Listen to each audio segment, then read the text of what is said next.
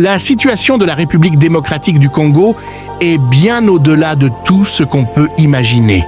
Face à ce que nombreux considèrent comme un complot planétaire sans précédent, quelques questions méritent d'être posées. 1. Pourquoi seulement la RDC? 2. Pourquoi la communauté internationale semble insensible à la situation dramatique du Congo? Et 3. Qui est derrière Paul Kagame?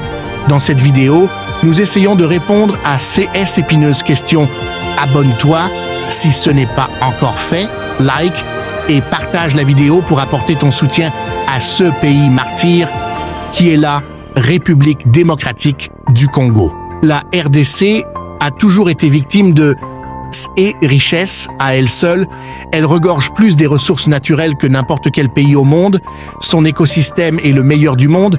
Le cobalt et le coltan, deux minerais stratégiques, sont en quantité presque illimitée sous les sols de la RDC. D'où la convoitise de l'Occident qui, depuis la nuit des temps, n'a jamais cessé d'être le parrain de l'instabilité dans ce pays. La population congolaise dans son ensemble vit sous le seuil de la pauvreté, paradoxalement à sa richesse. La force de l'ONU, dit MONUSCO, y est installée depuis plus de 30 ans et ne semble pas prête à partir puisque le coltan lui est toujours disponible, surtout dans la partie est du Congo. Les grandes puissances sont représentées par chacune un groupe armé qu'elles financent pour qu'en retour qu'elles puissent exploiter des minerais dans des zones hors contrôle des autorités de pays.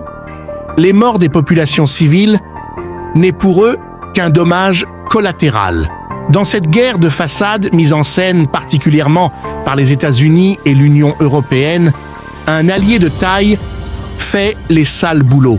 L'éternel président du Rwanda, Paul Kagame, il reçoit argent et armes de la part de ses pairs pour recruter, former et coordonner des rebelles qui, pour la plupart du temps, viennent directement des rangs de l'armée rwandaise.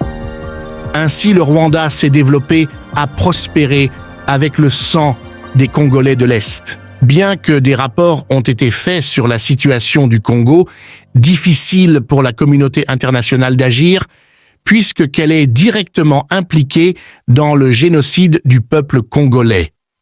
Les autres Africains impuissants observent sans rien faire, alors d'autres participent à l'extermination de tout un peuple juste pour l'exproprier de ses biens. Le Congo est infiltré à tous les niveaux, des étrangers ont été investis dans des postes de grande responsabilité, notamment lors du régime Joseph Kabila, avec comme objectif d'étouffer toute tentative de révolte dans l'œuf.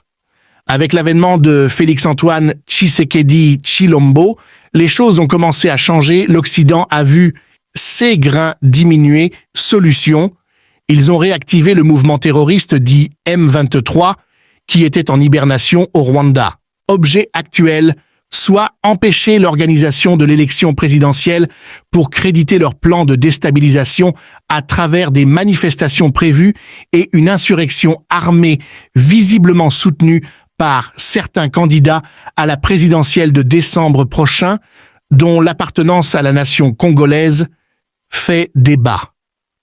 Il reste évident que le président Félix Tshisekedi est loin d'être parfait, mais c'est malheureusement le seul de tous les candidats qui soient liés à l'unité de la nation congolaise en ne cédant pas aux injonctions des impérialistes, ceux qui lui a valu une campagne farouche de diabolisation à travers des médias propagandistes de l'Europe et d'Amérique. L'homme des mains des impérialistes, Paul Kagame, a récemment fait une déclaration selon laquelle il pourrait, avec soutien bien évidemment de ses pairs, détruire toutes les villes de la RDC en moins d'une semaine. En même temps, la France a demandé à la RDC de retirer ses drones à la frontière avec le Rwanda. Et les USA ont appelé Kagame et Tshisekedi à négocier. Mais négocier sur quoi? La réponse est simple, céder une partie du Congo au nom de la paix. Ainsi, les tireurs des ficelles pourraient, avec Kagame, exploiter le coltan librement au détriment des Congolais. Ils estiment également que les richesses du Congo sont trop pour n'appartenir qu'à un seul pays. Chers Congolais, si vous cédez 1 centimètre de votre territoire, vous céderez encore et encore. Mieux vaut mourir en homme libre plutôt que vivre en esclave. Résister, l'Afrique libre et consciente est avec vous. Chers combattants de la liberté, like, abonne-toi et partage.